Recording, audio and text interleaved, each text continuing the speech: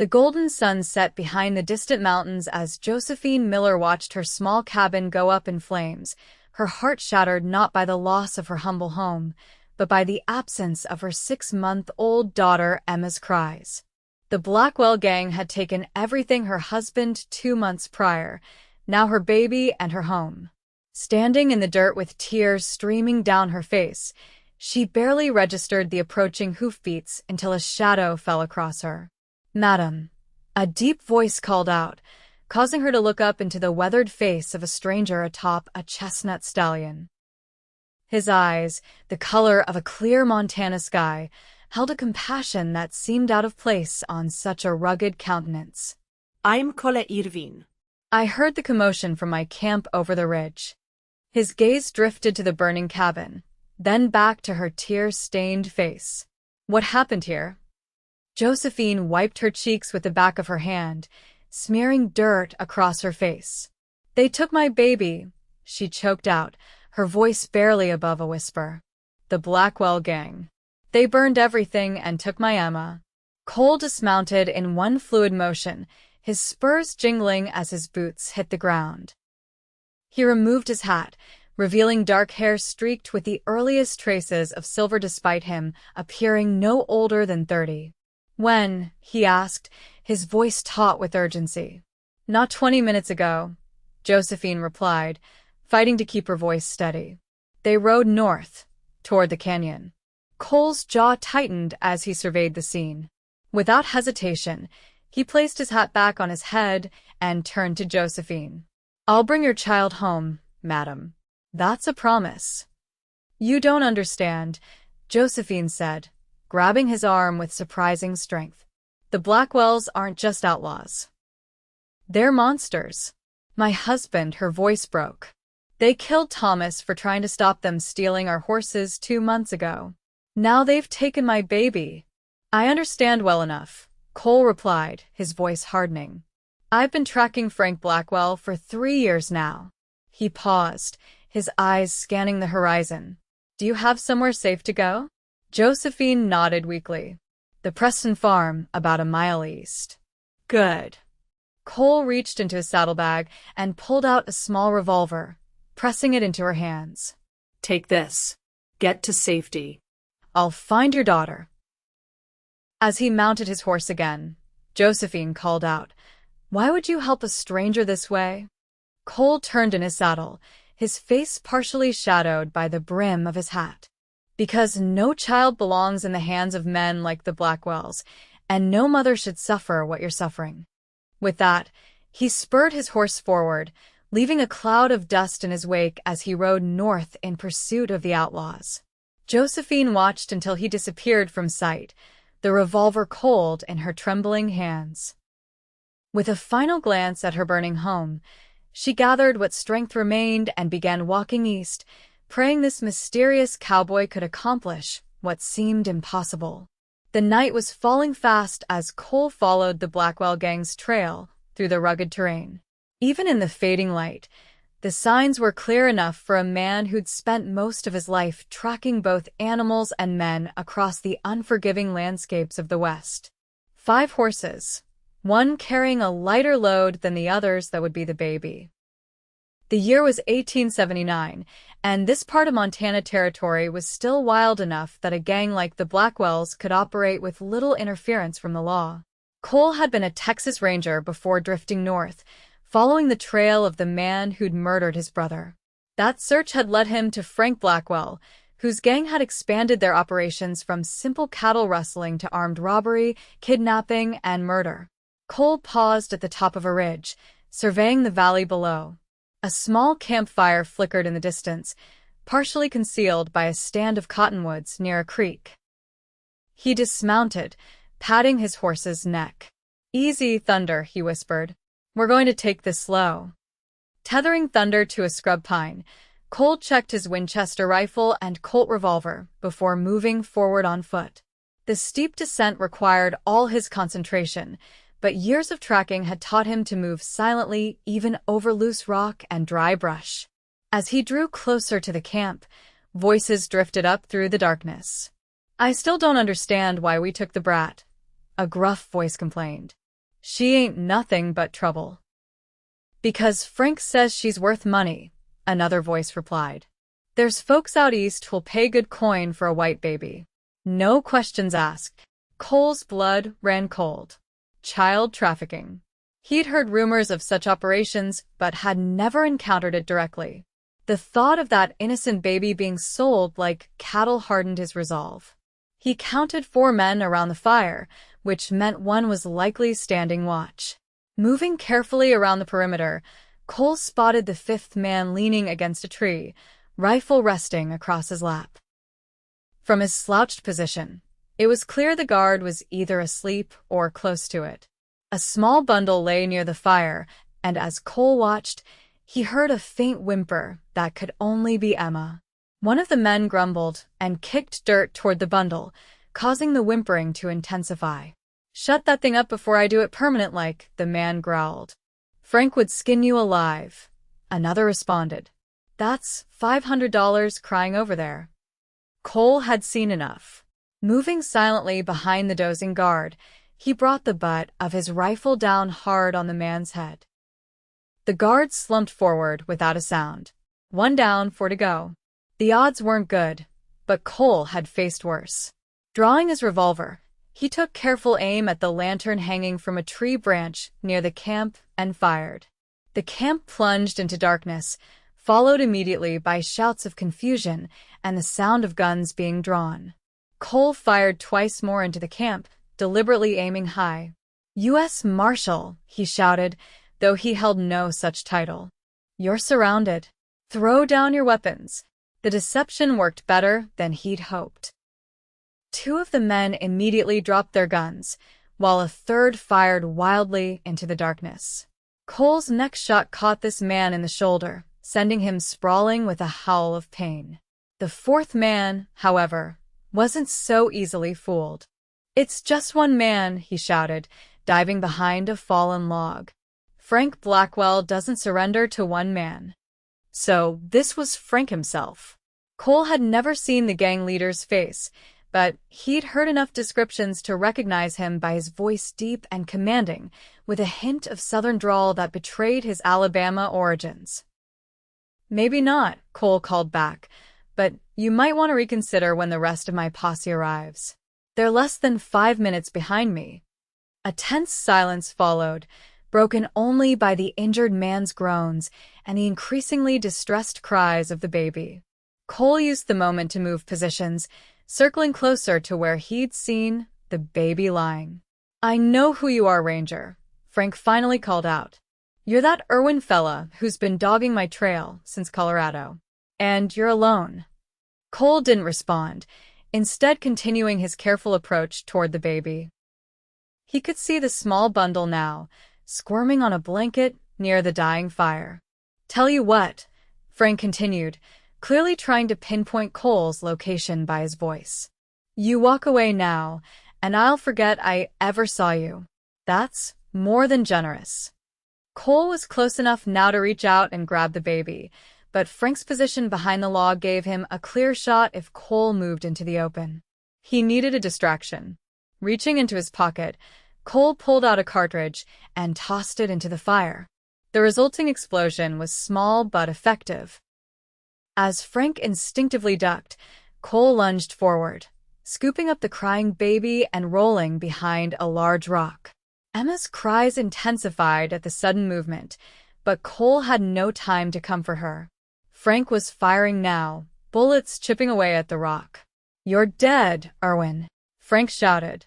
You and that brat both.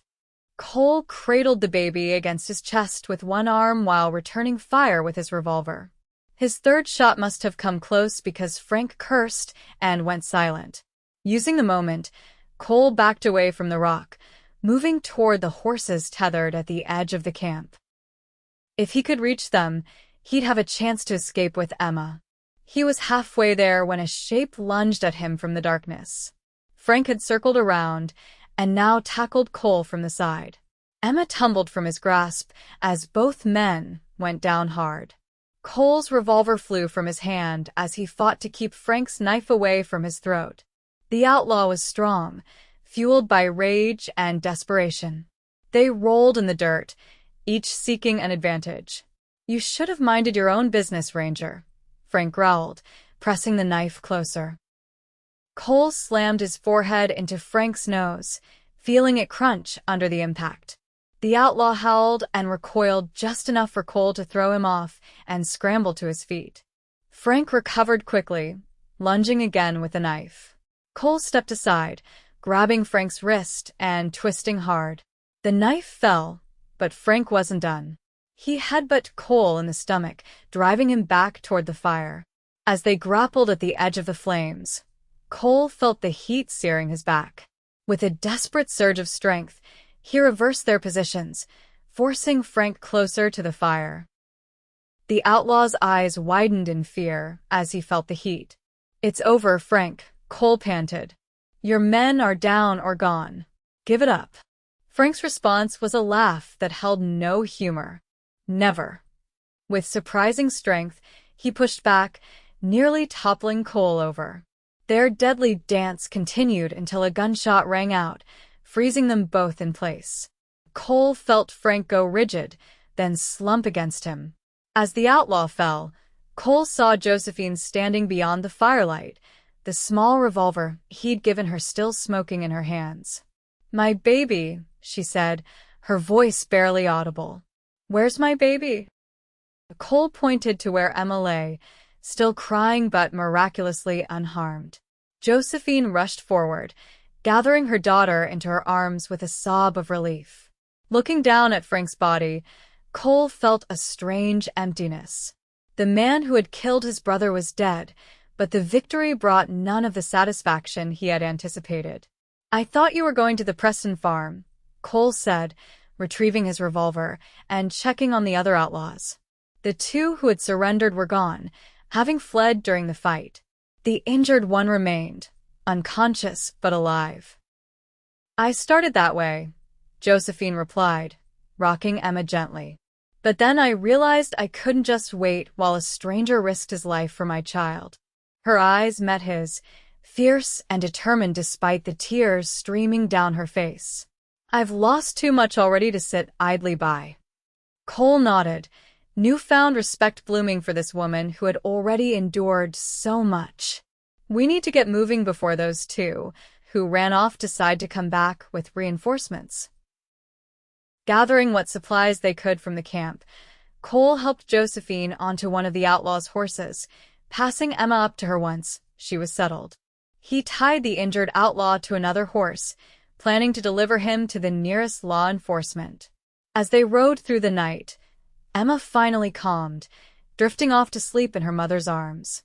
Cole led the way back toward the main trail, his mind already turning to what came next. "Where will you go now?" he asked Josephine during a brief rest to water the horses. "Your cabin is gone," she finished for him. "I know." She looked down at Emma's sleeping face, tracing a gentle finger along her daughter's cheek. "The Prestons would take us in, but I can't impose on them indefinitely." Cole hesitated, then said, "I have a small ranch north of here.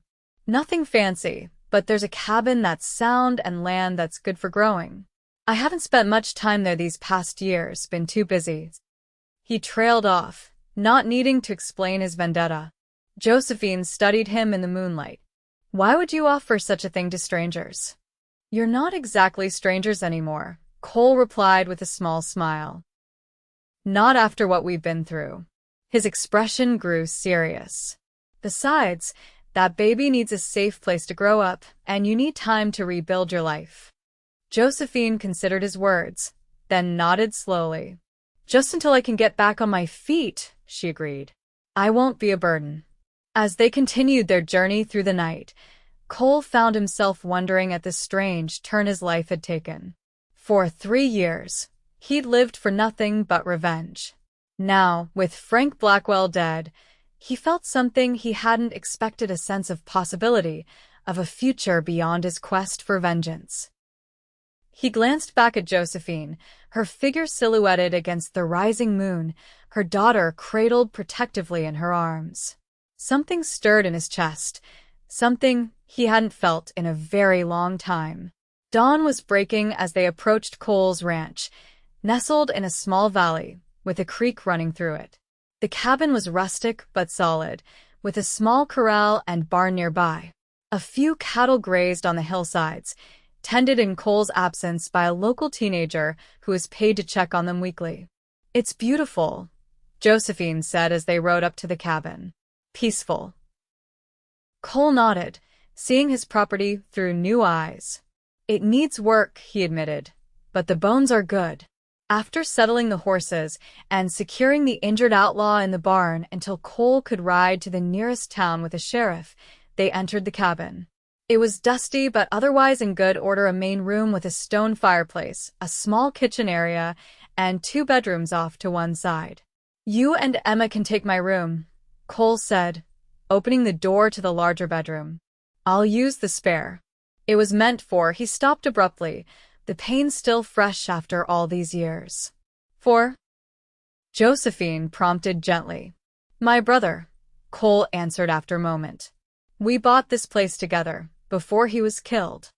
Josephine's expression softened with understanding. "That's why you were tracking Blackwell," she said. "I'm sorry for your loss." Cole nodded, uncomfortable with her sympathy. "I'll ride to town later today, turn in that outlaw, and pick up some supplies. You'll be safe here." As the days passed, an unexpected rhythm developed between them. Cole showed Josephine around the ranch, taught her about the cattle and the vegetable garden that had gone mostly to seed in his absence. Josephine, in turn, brought life back to the cabin, creating a home from what had been merely a place to sleep. Emma thrived in the peaceful surroundings, her baby giggles filling the cabin with joy. Cole found himself looking forward to the evenings when he would return from working the land to find dinner cooking, and Emma reaching for him with her tiny hands. It was during one such evening, about 2 weeks after their arrival, that Cole realized something had fundamentally changed within him. He was sitting by the fire, Emma asleep in his arms while Josephine mended a shirt. The domesticity of the scene struck him with unexpected force. "You're good with her," Josephine observed, looking up from her sewing. "She trusts you." Cole glanced down at the sleeping baby, her small hand curled around his finger. "She's easy to care for," he said softly. "Makes a man think about things differently." "What things?" Josephine asked, setting aside her mending. Cole considered his answer carefully. "The future, I suppose. For years, I couldn't see past finding Blackwell. Now." He trailed off, uncertain how to express the shifting landscape of his thoughts. "Now you need a new purpose," Josephine finished for him. He nodded, surprised by her insight. "Something like that." Josephine moved to take Emma from his arms. As she leaned close, Cole caught the scent of wildflowers in her hair. Their eyes met, and for a moment neither moved. Then Emma stirred, breaking the spell. "I should put her to bed," Josephine murmured, cradling her daughter against her shoulder. Cole watched her go, a warmth spreading through his chest that had nothing to do with the fire beside him. The days stretched into weeks, and the tentative friendship between them deepened. Cole found himself sharing stories about his brother, about their dreams for the ranch, stories he hadn't told anyone in years. Josephine spoke of her life before, of meeting Thomas at a church social and their journey west to build a life together. "He would have loved it here," she said one evening as they sat on the porch, watching the sunset paint the mountains gold. "Thomas always wanted land with a view." "He sounds like a good man," Cole said. "He was," Josephine agreed, her voice soft with remembrance. "But he's gone, and Emma and I must look to the future now." Cole hesitated, then reached over to cover her hand with his own. To his relief, she didn't pull away. It was a month after their arrival when the trouble came. Cole was returning from checking the north pasture when he spotted riders approaching the cabin, 3 men, moving with purpose. His hand went instinctively to his revolver as he spurred his horse forward. He reached the cabin just as the men arrived. Josephine stood in the doorway, Emma on her hip, her expression wary. "Can I help you, gentlemen?" Cole asked, positioning himself between the riders and the cabin. The leader, a grizzled man with a star pinned to his vest, assessed Cole with narrowed eyes. Name's Marshall Bryson from Fort Benton. Looking for Cole Irwin. You found him, Cole replied evenly. What's this about? Got 2 members of the Blackwell Gang in custody. They're saying you killed Frank Blackwell and took one of their men prisoner. That true? Cole glanced at Josephine before answering. Frank Blackwell is dead, yes. And I did bring in one of his men to the sheriff in Helena 2 weeks back. The marshal nodded. That checks out. Sheriff Daniels wired me about it. He studied Cole more carefully. These boys are also claiming you impersonated a U.S. Marshal during the confrontation. Cole didn't flinch. I might have used the word marshal in the heat of the moment. They had kidnapped a child. He gestured toward Emma. Her mother and I were retrieving her. The marshal's gaze shifted to Josephine and Emma, his expression softening slightly. That true, madam? They took your child. Yes, Josephine replied firmly. They burned our cabin and took my daughter. Mr. Irwin saved her life. Marshal Bryson considered this, then dismounted with a sigh. Impersonating a federal officer is a serious offense, Mr. Irwin. Under different circumstances, I'd be taking you in. And now? Cole asked, tension coiling in his muscles. Now, I'm inclined to look the other way, considering the circumstances. The marshal removed his hat, revealing thinning gray hair. Frank Blackwell has been a thorn in the side of every lawman in 3 territories. Can't say I'm sorry he's gone. Relief washed through Cole. I appreciate your understanding, Marshal. Don't appreciate too much. I'm still going to need your statement about what happened, and the ladies too. He glanced at the cabin. Mind if we step inside? Been a long ride. The next few hours were spent recounting the events surrounding Emma's kidnapping and rescue. The marshal took detailed notes, occasionally asking for clarification on specific points. His deputies remained mostly silent, though the younger one seemed particularly impressed by Cole's confrontation with the Blackwell Gang. Well, Marshal Bryson said finally, closing his notebook. That squares with what we've heard from other sources. The Blackwell Gang has been breaking apart since Frank's death. Most have scattered to the winds. What about the 2 you have in custody? Josephine asked. They'll stand trial for their part in various robberies and such. Can't directly tie them to the kidnapping of your daughter, though. They claim they weren't present for that. Cole frowned. That means some of the gang is still unaccounted for. The marshal nodded grimly. That's my concern as well. Which is why I'll be stationing one of my deputies here for a week or so, just as a precaution. That's not necessary, Cole began, but the marshal cut him off. It's not a request, Mr. Irwin. There's a child involved, and until we're certain all threats are neutralized, I'm not taking chances. After the marshal and 1 deputy departed, the remaining deputy, a young man named Jenkins, set up camp near the barn, giving Cole and Josephine as much privacy as possible while still maintaining his protective watch. That night, after Emma was asleep, Cole found Josephine sitting by the fire, her expression troubled. What's wrong? He asked, taking the seat across from her. I've put you in danger, she said quietly. If any of the remaining gang members come looking for revenge, they won't find us unprepared, Cole assured her. Besides, most outlaws don't have the stomach for a fight once their leader is gone. They're more likely to find new gangs to join or new territories to trouble. Josephine didn't look convinced. I should leave. Take Emma somewhere else, somewhere safer. And go where? Cole asked more sharply than he intended. The thought of her leaving created a hollow feeling in his chest that surprised him with its intensity. I don't know, she admitted. But I can't bear the thought of bringing more violence into your life. Cole moved to kneel before her, taking her hands in his. Josephine, look at me.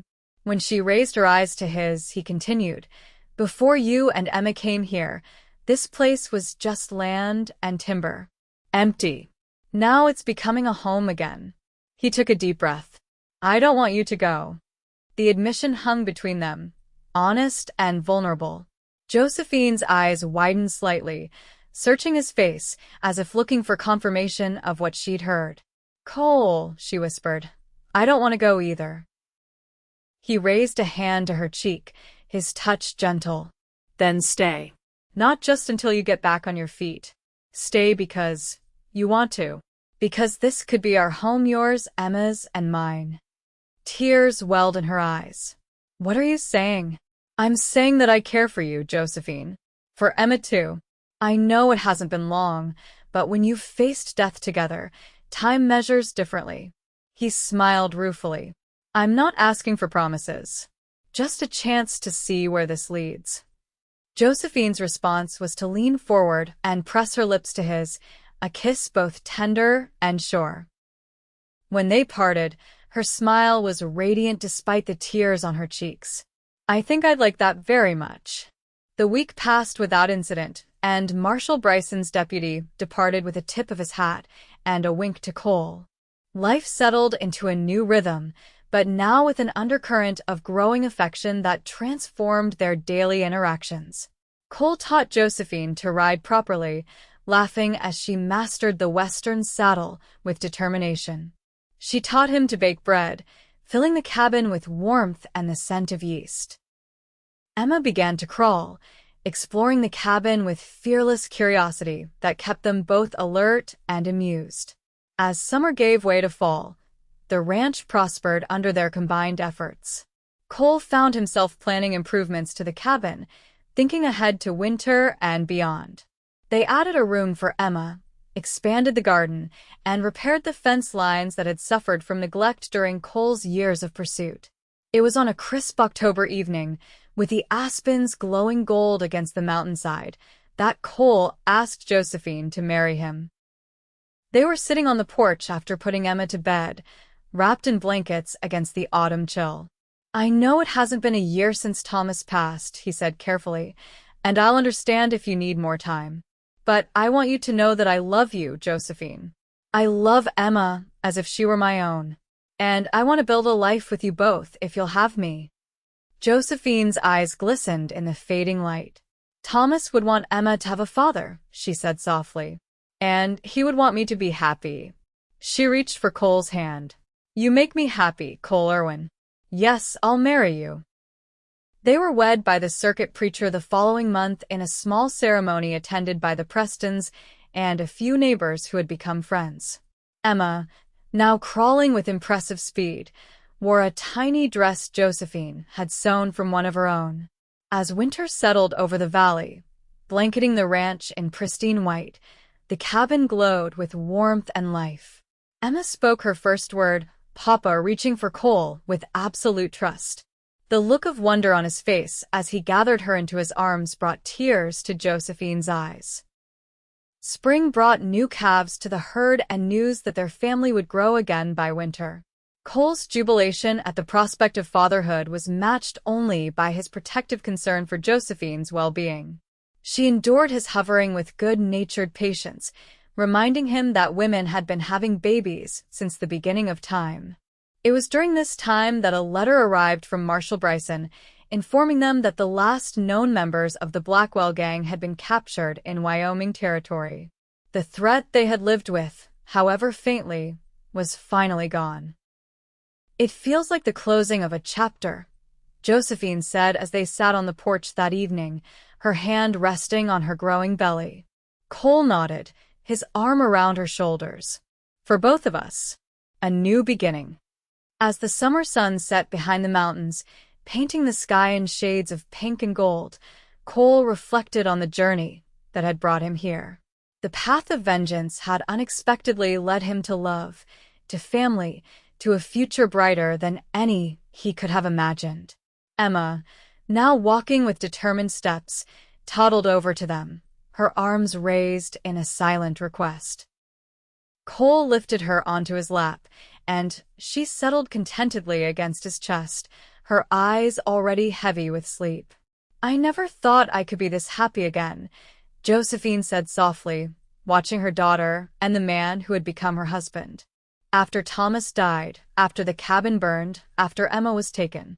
I thought that was the end of everything. Instead, it was just the beginning, Cole replied, pressing a kiss to her temple. A beginning none of us could have foreseen. As twilight deepened into night, the three of them soon-to-be four remained on the porch, a family forged in fire and hardship, but sustained by love and hope. The ranch around them stood as testament to their resilience, to the home they had built together from the ashes of their separate pasts. And as the first stars appeared in the vast Montana sky, Cole Irwin, once driven solely by the need for justice, found peace in the knowledge that he had kept his promise not just to bring a child home, but to create a home worth returning to.